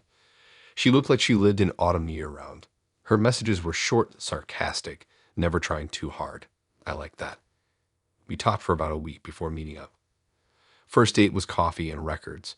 She handed me a vinyl from a band I'd never heard of, slid it across the table, and said, "You look like someone who listens to them." That felt weirdly specific, like she had me pegged after 5 days of chatting. But I liked it. It felt intimate. From there, it turned into a thing. We didn't label it, but we saw each other a few times a week. Movies, late-night food, cooking in my apartment. She stayed over often, but I never once went to her place. She brushed it off when I asked, said her house was too chaotic, said she was midway through reorganizing. I figured maybe she was embarrassed, maybe she was messy, maybe she just liked her privacy. It didn't bother me too much. I liked how separate it all felt, almost like we had this little secret bubble that only existed between us. She mentioned she had a little one once. Said it casually, like I already knew. I assumed she meant a kid. She never showed pictures, never talked about babysitters or schedules. Sometimes she'd glance at her phone and say she had to go tuck him in or clean up after him. And I'd just smile and let it slide. I wasn't trying to push. I figured she'd introduce us when she was ready. Then one night, out of nowhere, she said I could come over. The way she said it, like a gift, had earned it. "I want you to finally meet my little one. It's time." I felt nervous. Not bad nervous, just the kind that comes before a big step. I even stopped at a corner store on the way and picked up a stuffed animal, a little gray bear. Dumb, I know, but it felt polite. Camila lived in an older townhouse tucked between two shiny new buildings. Narrow porch, chipped paint, dark curtains over the windows. A wind chime hung by the door, not the pretty glass kind. It looked like metal spoons clinking together. She opened the door immediately, smiling like she'd been waiting all day. She took my coat with both hands, hung it neatly, and said to keep my voice low. "The little one gets overstimulated easily." Her place wasn't chaotic at all. It was curated. Every wall was lined with shelves, books, jars, framed prints, and baby toys. Not new toys, old ones. Wooden rattles, yellowed picture books, antique mobiles, like a thrift store nursery. She led me down the hall, past the living room with no TV, past the kitchen that smelled faintly of lavender and dust, to the back room, the nursery. At first glance, it looked like a child's room. Soft lighting, stuffed animals, a crib, changing table. But then the details caught up with me. The crib was too big, tall enough to hold someone my size. The rocking chair looked reinforced, built to hold real weight. On the changing table were bibs with a man's name embroidered across the front. Not a baby's name. A man's. And then I saw him, lying in the crib. A full-grown man. He was strapped down, not harshly but gently with padded restraints. He wore a pastel unsettling, had a pacifier clipped to his collar. His face was freshly shaven, skin pink and clean, hair cropped short. He looked my age, maybe older. His eyes widened when he saw me, then softened. He grinned, showing too many teeth, and then he cooed, full-on baby talk, high-pitched, sing-song gibberish. He squirmed against the restraints and clapped his hands like I was Santa Claus walking into daycare. My throat closed up. I still held the little gray bear in my hand, fingers tight around its plush body. Camille walked straight to him, stroked his hair, whispered something I couldn't catch. He giggled. It wasn't a laugh. It was a giggle. The sound crawled under my skin. Then she turned back to me, smiling calmly, like this was the most natural thing in the world. Daddy's here to meet you. The words hit me like a slap. I didn't move, didn't blink, my body locked in the doorway. She noticed the bear in my hand and tilted her head. You brought him a gift, didn't you? I didn't answer, couldn't. She took the bear from me, walked back to the crib, and placed it in the man's lap. He squealed, literally squealed. His wrists tugged against the restraints as he tried to clap again. Camille shushed him, pressed the bear to his chest, and he cooed louder. Then she looked back at me. Same smile, same calm, and she said, softly but clearly, he gets jealous easily. You should probably leave now. It didn't sound like advice. It sounded like a rule. I backed away without a word, step by step, out of the doorway down the hall. My coat still hung by the door, but I didn't stop for it. I yanked the front door open and walked fast, then faster, then ran until I reached the end of the block. I don't even remember breathing. She never messaged me again. I never saw her face on the app again, either, like she vanished. I don't know who he was. A boyfriend, a brother, someone trapped, someone willing. I don't know if he ever left that crib. But I know one thing, every time I see a baby toy now, a rattle, a pacifier, a teddy bear, I feel that same cold in my chest. Because I'll never forget the way he looked at me, like he wanted me to climb into.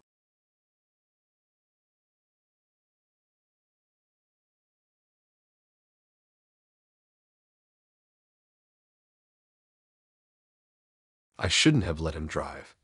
That's the part I keep looping back to. It wasn't even supposed to be that kind of date. The plan was simple. Meet at a diner, eat, talk, then go home. Somewhere public, somewhere safe, somewhere I could leave if it got weird. But then he offered to pick me up. Said he didn't want me dealing with parking. He said it like he was doing me a favor, like it was the most considerate thing in the world.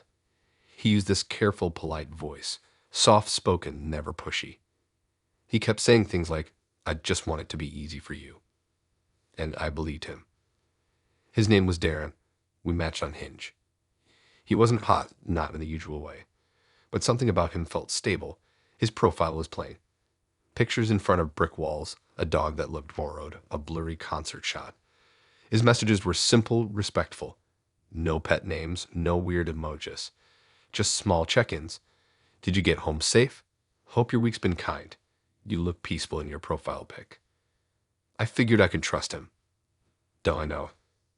I didn't give him my building number, at least. Just told him to meet me by the Starbucks on the corner. When he pulled up, it was in a silver sedan that looked scrubbed clean. The kind of car your dad might drive. He leaned over and popped the passenger door open from the inside like it was some old-fashioned movie gesture. And I got in. The first 5 minutes? Normal, almost boring. He asked about my day, complimented my dress, said it was refreshing that I didn't look like every other girl in the apps. He told me diners reminded him of road trips with his mom. The windows were down. His phone sat face up on the dash, screen black. Then he pressed the lock button. All 4 doors clicked shut. The sound was tiny and mechanical, but it echoed in my head like a warning bell. I glanced at him, waiting for an explanation. He didn't offer one. Instead, he said, flat, casual, we're not going where you think. It wasn't threatening. It wasn't excited. It was just factual, like he was telling me the weather. My stomach dropped. I asked what he meant. My voice cracked a little. He didn't answer right away, just kept his eyes on the road. The diner wasn't this way. I knew the route. He turned in the opposite direction. At first, I told myself maybe he was avoiding traffic. Maybe he had GPS rerouting. but his phone wasn't guiding him anywhere. No map, no voice. I asked again louder, "Where are we going?" That's when he smiled. Not a warm smile, not shy. It was the smile of someone who knew something I didn't. The smile of someone who'd already made a decision. He said he had a better spot in mind.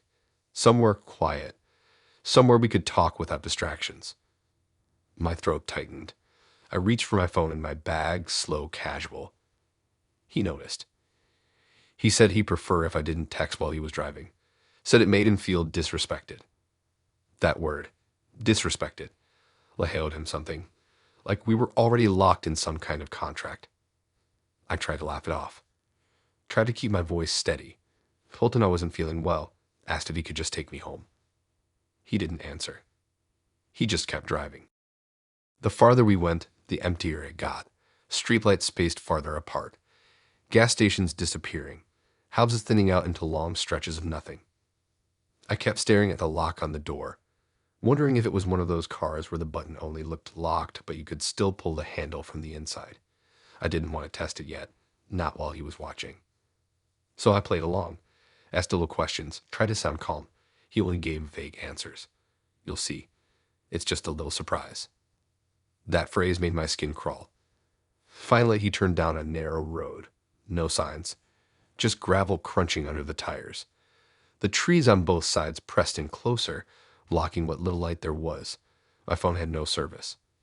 He pulled into a dirt lot, hidden behind a row of trees, parked between a rusted gate and a broken picnic bench. Turned off the engine. Silence. No houses. No headlights. Just the ticking of the car cooling down. He looked at me and said he liked this spot because no one ever came here. Said it was peaceful. Said sometimes he sat here for hours. My pulse was so loud in my ears I barely heard my own voice when I told him I wanted to leave. That I didn't feel comfortable. He just stared at me. Too long. Then he said, "You women never appreciate sincerity anymore." That's when I knew. He reached for the center console. I still don't know what he was reaching for. His phone, a weapon, something else. But I didn't wait to find out. I yanked the lock, shoved the door open, and unbuckled in the same breath. My seatbelt snagged for half a second and panic surged through me, but then it clicked free. I ran. Didn't look back. Didn't think. Just sprinted into the woods, gravel slicing my ankles, branches tearing at my arms. Behind me, I heard the car door slam. Heard him yelling. His voice carried, sharp and angry, but the words blurred into the pounding of my heart. I ducked low, weaving between trees, forcing my legs to keep moving even as they trembled. Every snap of a twig made me flinch. Every shadow looked like him. Then, finally, lights. Through the trees, I saw the glow of a gas station. I stumbled out of the woods, covered in scratches and dirt, shoes slipping on the slope of the ditch. I nearly collapsed on the pavement, but forced myself forward. I burst through the doors of the gas station, gasping, shaking like I had been shot. The clerk froze, eyes wide, phone already in hand. The cops came. I gave them everything I could. His name, his car, his profile. But even as I said it all, I didn't know how much of it was real. I never saw him again. No. I don't let anyone drive. Ever. Not even if they're polite. Not even if they say the right things. Not even if they smile like they mean it. Because sometimes that smile is the only warning you get.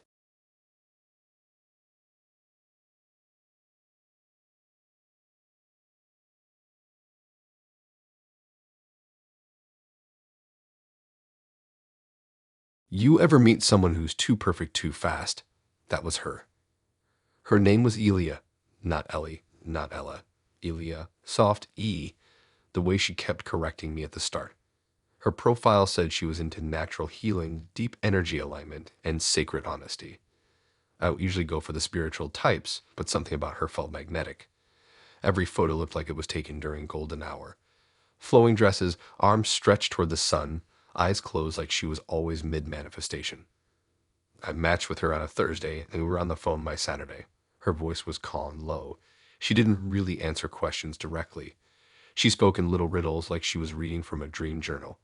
But it was charming in a weird way. She kept calling me aligned. Said she could feel my field. I didn't know what that meant, but I let it slide.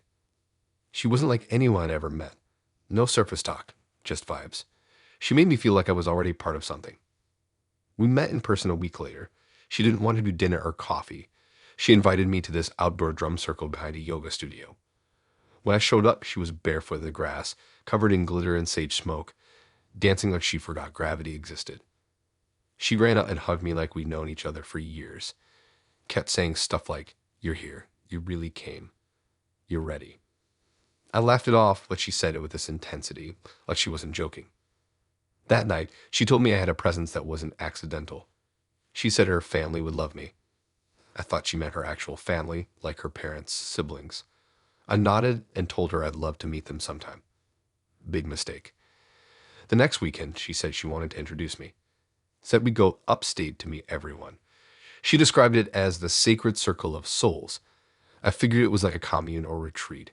Weird, but whatever. I've been curious, and by then I was hooked on her.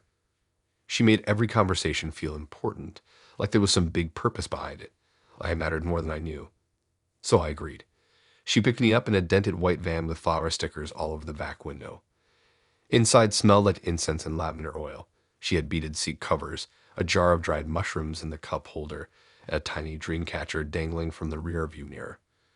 The drive was about an hour and a half. I didn't know where we were going. Her phone didn't have GPS. She just knew the route, she said. I stared out the window as trees started replacing buildings and houses thinned out until there weren't any left. Eventually, we pulled into this long gravel road overgrown on both sides. At the end was a big house that looked like it had been built out of wood and prayer flags. Wind chimes hung from every porch beam. The yard had weird sculptures, twisted metal, rocks stacked in impossible towers, little jars buried halfway into the dirt. A few people came out as we parked, all barefoot, all smiling. Everyone looked like they were glowing. Not literally, just too calm. Like they hadn't read the news in 5 years and liked it that way. Elia kissed me on the cheek and whispered, "Let's begin." That's when they gave me the robe. Folded, white, linen. Someone handed it to me like it was normal, like all guests wore them. I held it awkwardly, but Elia nodded and I didn't want to make it a thing, so I went inside to change. The robe fit perfectly, too perfectly. When I came out, the family was waiting, maybe 15 of them. Men, women, older folks, even a couple teens, all in rows, all standing in a wide circle in the backyard under the setting sun. Elia took my hand, led me to the center, and then stepped away. And that's when they started chanting. My name. Soft at first, then louder, in rhythm, like they were calling me up from under the earth. Some were smiling. Some had their eyes closed. Elia just stood there, watching, hands clasped to her chest like she was about to cry. I looked at her, then back at them. Tried to laugh, thinking maybe it was some quirky welcome ritual, but no one else was laughing. Someone began to pace around me slowly, dragging a stick across the dirt in a perfect circle. One of the older men said something about rebirth and shedding false skin. Another woman mentioned the binding. I caught phrases like vessel, flesh anchoring, and his hour has aligned. My stomach dropped. I turned to Elia, asked, quietly, what exactly was going on. She smiled and said, "You've already agreed." I hadn't. I backed away. Someone stepped forward. 2 others followed. The circle tightened. That's when I bolted. No one chased me. Not really. It just stood there, whispering, calling after me softly like I'd dropped something. I sprinted barefoot down the gravel driveway, robe flapping, heart pounding. I didn't even grab my shoes. Got back to the main road and flagged down a passing car like a maniac. The driver didn't ask many questions, just looked at me and said, "From the hill." I nodded. He drove me to a gas station without another word. I never saw Elia again.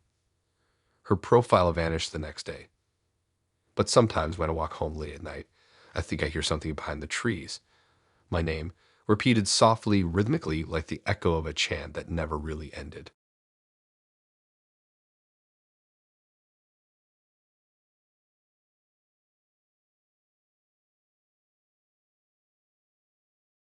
I wasn't even gonna go on the first date. You know how you swipe when you're bored, just passing time, and then regret it when the person actually messages you? That was me with Luke. He wasn't my usual type. His pictures were kind of blurry, him on a boat, and by a bonfire, one close-up where he smiled, but not like he meant it. His bio was short, almost lazy. Hiking, music, good food, decent at small talk. That was it. No flexing. No travel shots. No 6 feet if that matters. Just a few words like he wanted to take up as little space as possible. We matched on a Sunday. He messaged on Monday. Chill convo. A little dry but polite. By Thursday, I was sitting across from him at a ramen place, picking at noodles while he talked about his favorite camping spots. And honestly, it went well. He wasn't too nervous, wasn't too slick. He had this calm energy that made it easy to sit with him. His voice was low, soft, almost like he thought about every word before letting it out. He said he worked remote in digital marketing, that he liked camping but hadn't been in a while, that he played guitar but only badly. He didn't ask for my number at the end. Didn't pressure. Just said he'd had fun and would message me if I wanted to meet again. I appreciated that. Second date, coffee. He remembered how I took it, boat milk, 1 pump vanilla, weirdly impressive. We talked about horror movies, worst jobs, childhood pets. He laughed more this time. The rain started while we were inside, and he offered to walk me to my car. He didn't try anything, just waved and walked off into the drizzle. I started to like him, which is why, before our third date, I did something I don't normally do. I Googled him. Not in a creep check way, just curiosity. I wanted to see if his socials matched up, if he had a Spotify or some old YouTube videos, something that made him feel more real. I typed in Luke and the last name he'd given me, and the first result was an obituary.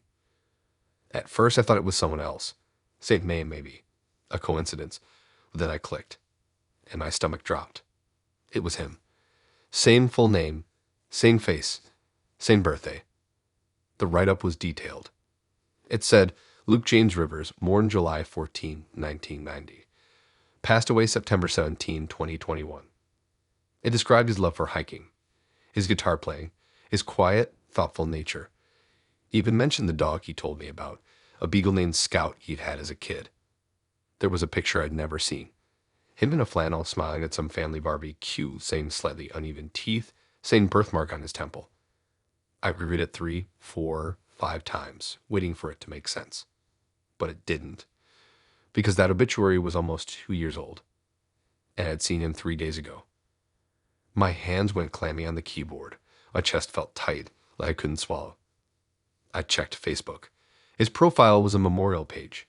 Checked Instagram. Last post in 2020. LinkedIn. Gone. No recent activity. No proof of life. Just digital silence. I reopened our dating app messages. Still there. Still matched. A message waiting from him the night before. Looking forward to tomorrow. I didn't reply. I sat with it all night. My brain scrambled for explanations.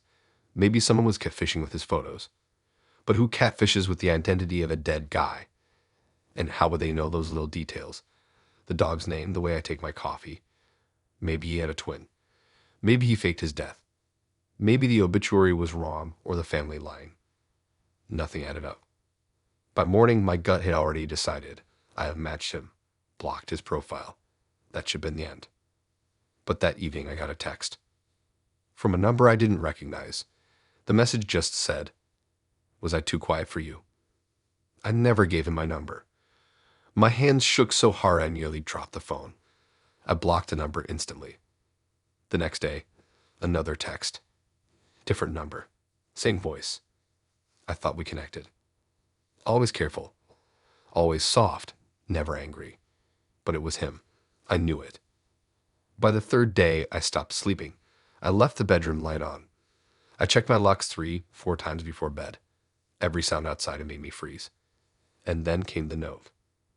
I got home one evening juggling groceries and saw something tucked into my doorframe. A piece of paper, folded in half. No envelope. I opened it right there in the hallway. One line in small, neat handwriting. "It's not my fault I'm still here." I dropped the paper like it burned me, slammed the door, locked it, and slid down against the wall, shaking. 2 weeks later, I moved. New apartment, new number, new job. Deleted every app, locked it all out. But I still think about that first date at the ramen place. The way he smiled, calm and careful, like he knew I'd be curious enough to look him up. And sometimes I wonder, if I hadn't Googled him, would I have ever known? Or would I still be sitting across from Luke, sipping coffee, falling for a ghost who didn't know he was gone?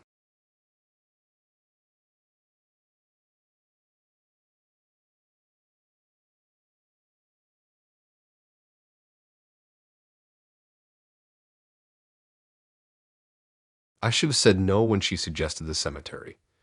Most people on dating apps want coffee, maybe drinks, maybe a casual walk in the park. May it wasn't most people. Her profile stood out right away. No filters, no friends cropped out, no fake candids. Just stark black and white portraits of her face. She didn't smile in any of them. Just stared at the camera like she was waiting for you to blink first. Her bio read, I believe in soul ties. I'm not like others. I listen. Corny. Yeah, but there was something about her that hooked me. She messaged first, told me I had a peaceful face. I didn't know what that meant, but it was better than nice smile or cute dog in your pics. We started talking. She didn't waste time with small talk. Instead, she'd ask things like, do you ever feel watched while you sleep? Do you believe memories can come from lives that aren't yours? What's the first thing you give up if someone asked you to? Her tone was intense, but not pushy, weird, sure, but also strangely calming, like she knew exactly how far to push. And she was pretty. Sharp-jawed, heavy-eyed, like the kind of girl you'd notice in a room full of people who were all trying too hard. So I kept talking to her. 2 weeks of late-night chats. She told me she didn't go out during the day much. Said the world felt less honest in sunlight. I figured it was just her being poetic. Then she asked me, but not for coffee, not at a bar. She wanted me to meet her at the cemetery off Linwood Drive.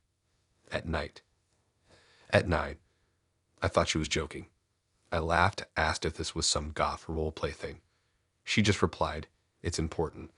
Sacred, to want to meet you. That stopped me. Who's he? I asked. Her answer came fast. My husband. I froze. You're married. Not here, she said, but he's still mine. That should have been my exit point. Hit unmatch. Forget her name. Move on. Instead, I told myself she was just being theatrical. Maybe her husband died and she hadn't moved on. Maybe she wanted me to see his grave, get the full story, and then we go from there. Morbid, yeah, but I was curious. So I went. The cemetery was old, no gates, just a gravel path winding between crooked headstones and leaning trees. The air was damp, smelled faintly of moss and metal. I parked at the entrance and left my headlights on. My phone had full signal, no text from her. Then she appeared. One moment, the lot was empty. The next, May was standing there, barefoot on the gravel in a long black dress. Her hair was loose, her face pale and heavy-eyed like in her photos. She didn't say hello, didn't hug me. She just walked up, took my hand, and whispered, he's close tonight. We started walking deeper into the cemetery, gravel crunching under her bare feet. My eyes kept darting back to the car, rehearsing excuses in my head. Finally, she stopped at a gnarled tree. Its roots coiled out of the earth like skeletal hands. At the base was a fresh grave, clean stone. No grass yet. The headstone read, Mays to USBND. That was it. No first name. No dates, just those 2 words.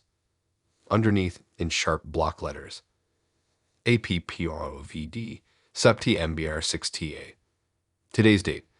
My stomach dropped. What the hell does that mean? May tilted her head, her face soft with something like pity. You were the last one. She knelt, pressed her palm against the raw dirt like she was checking for warmth. He's been watching you, she whispered. He likes you. He's chosen. The words made my skin crawl. I tried to laugh it off, back away. Okay, that's enough. I'm leaving. She stood, her dark eyes locking onto mine. If the bond was real, you wouldn't run. I forced a smile, muttered something about an early morning. She didn't stop me. She just smiled, small and knowing, and said, you'll see me again. When I reached my car, my headlights were off. I hadn't touched them. The keys were still in my pocket. The engine was cold. I got inside, locked the doors, and sped out of there. I didn't sleep that night. My apartment felt smaller, darker. I checked my mirrors 3 times, drew the blinds even though it was hot. The next day, I pulled up the app. Me's profile was gone. Our messages too. The thread glitched like it had never existed. Relief mixed with nausea. Maybe it was a prank. Maybe someone hacked the app. I almost convinced myself, until the next night. My phone buzzed at 11:07 p.m. A message from unknown. No number, no contact. Just 3 words. He still approves. And attached was a photo. Of me. Standing in the cemetery. From behind. Taking the exact moment I turned to leave. I moved 2 weeks later. Deleted the app. Changed my number. Told myself it was over. But every September, when the air turns cold, I can't shake the feeling someone's still watching. Waiting. Approving.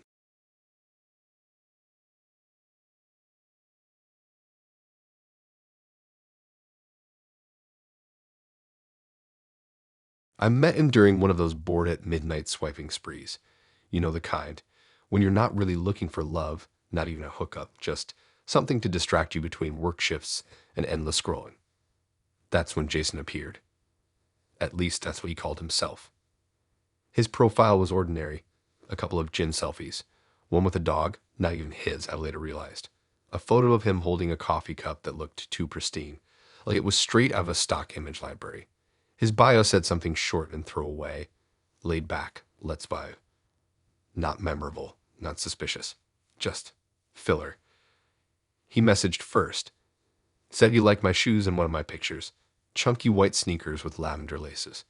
Most guys don't notice that kind of detail. I thought it was cute, so I replied. We talked for about a week. Nothing deep. He asked about my favorite movies, whether I preferred sunsets or sunrises, if I like dogs more than cats. Chill questions, nothing pushy. Our first date was coffee. He showed up in black joggers, white sneakers, and a pale lavender hoodie. I didn't think anything of it at first. Casual, basic. But then I remembered. That morning I posted a mirror selfie. Lavender laces, pale purple hoodie. I brushed it off. Coincidence. Second date, it wasn't a coincidence anymore. We met at one of those plant shop cafes. Half overpriced lattes. Half ferns you could never keep alive. That morning I posted a photo of my outfit. Olive green trousers, cropped white tee, layered gold necklaces. Felt cute.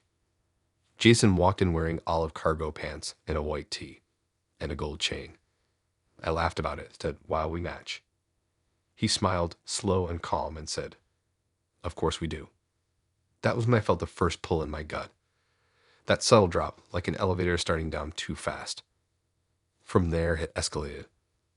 Every post, every outfit, every little aesthetic I put online, Jason mirrored it. I wore a cropped black denim jacket to a concert.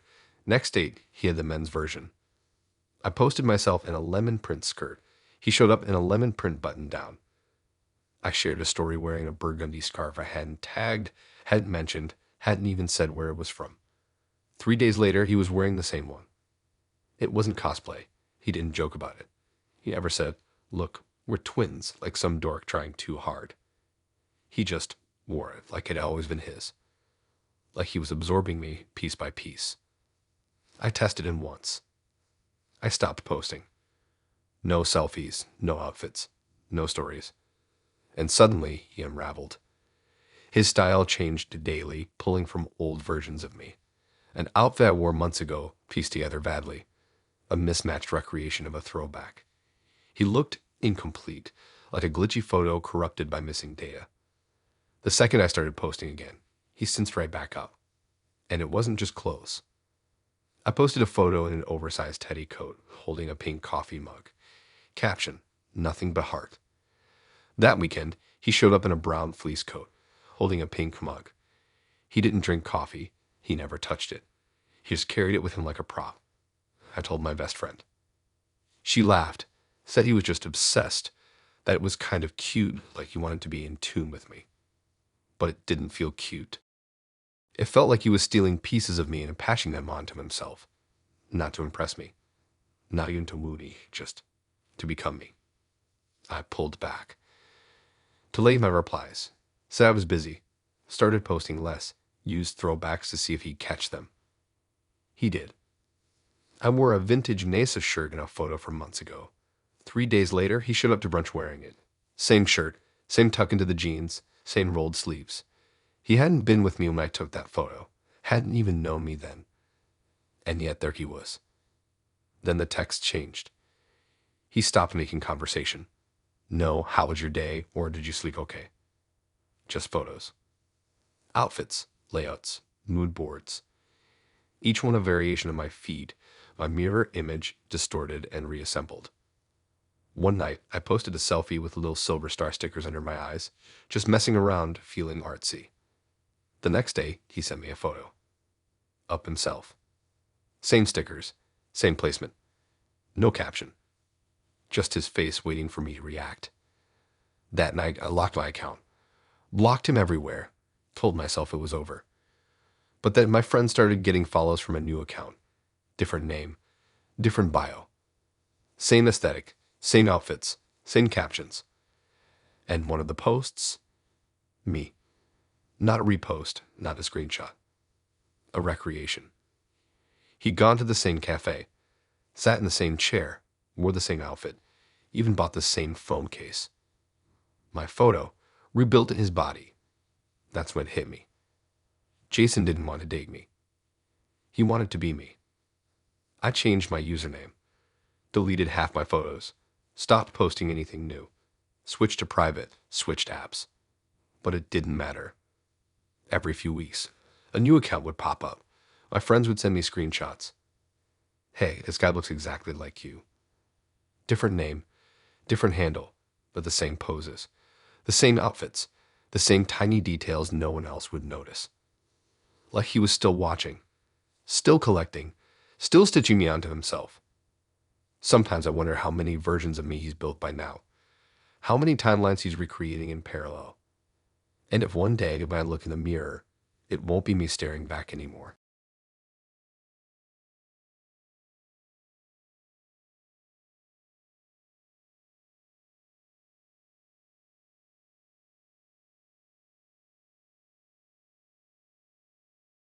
I should have known from the start that something was off. Her name was Lexi. Red hair, tons of freckles, and that soft kind of confidence you only ever see in Pinterest boards and cottagecore accounts. She looked like someone who'd always smell like vanilla candles and fresh bread. The type of girl who wears oversized sweaters and reads in coffee shops without ever finishing the book. Her profile was light, bare, just a few selfies, one blurry mirror pic, and a single dog photo that looked generic, like it had been pulled off Google Images. Still, it was better than the profiles stuffed with filters and group photos. At least hers felt uncluttered. Her bio said, I like baking, rainy mornings, and long conversations that feel like falling asleep to a thunderstorm. I didn't even know what that meant, but it sounded nice, a little dreamy, a little different. So I swiped right. And when the screen said it's a match, I got that little kick of dopamine, same as always. She messaged first. Said, you look familiar. That should have been red flag number 1. But I brushed it off, thought maybe it was her version of a cheesy opener. We started talking, every day. She was easy to chat with, funny, not in a forced ha-ha lol way, but sharp. She noticed small things. If I mentioned a bagel once, she remembered my order. If I said I hated the sound of forks on plates, she brought it up later like she'd logged it away in some private notebook. She sent voice notes too. Not many. Short clips. Always muffled, like she was speaking under a blanket or standing just far enough from the mic. But the laugh sounded real, like it shook through her chest before spilling out. I liked her. Not in the oh my god I've found the one way, but in that slow burn way. Warm, comfortable. After a couple of weeks, things got flirtier, nothing forced, just natural. She never wanted to video call though. Said her phone was cracked, her camera blurry. I didn't push it. Some people hate video. She said she lived one city over, about an hour away. Close enough to meet, far enough for it to feel exciting. But every time we tried to set something up, something came up. Sick pet, family drama, extra shifts at work, always with just enough detail to feel plausible. Never like she was dodging, just unlucky. 2 months went by like that. And then, out of nowhere, she said she was ready. We picked a place halfway between our towns, a bar I knew. Dark wood, soft music, quiet enough to talk. She said she'd be there early, said she'd wear a green flannel, said she might be shy at first. I got there 10 minutes early, ordered a drink, watched the door. 15 minutes passed. No Lexa. I messaged her. No reply. Checked her profile. Still there. Still matched. But that little online now dot. Gone. Another 30 minutes went by before I finally gave up and left. I felt stupid. Not angry, just hollow, like I'd been stood up by a ghost.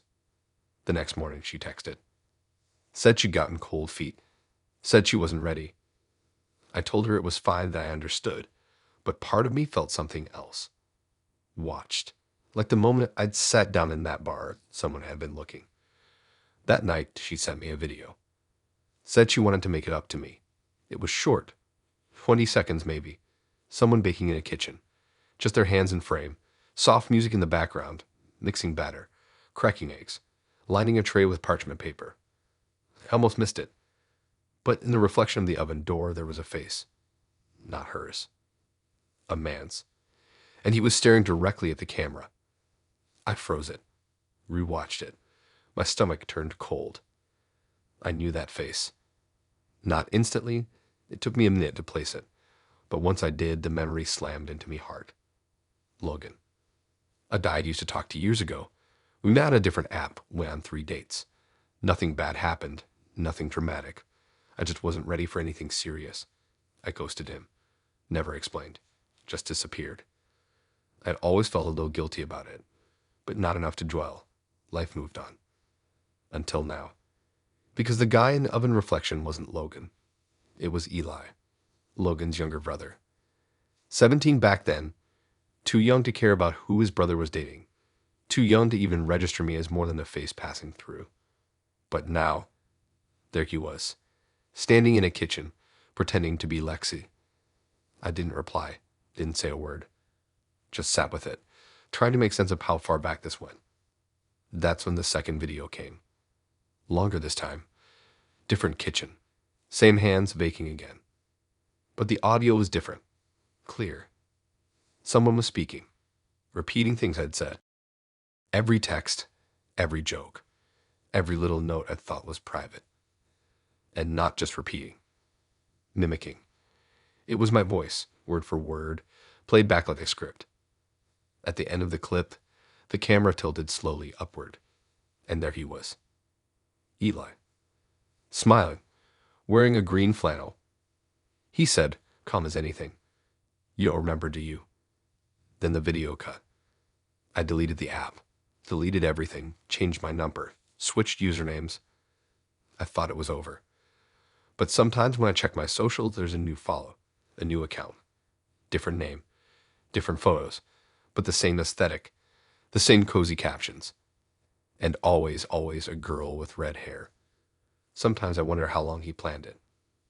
How many Lexus there were before me. How many voice notes he has stored. And whether it was just revenge. Or it could something else entirely. Something worse.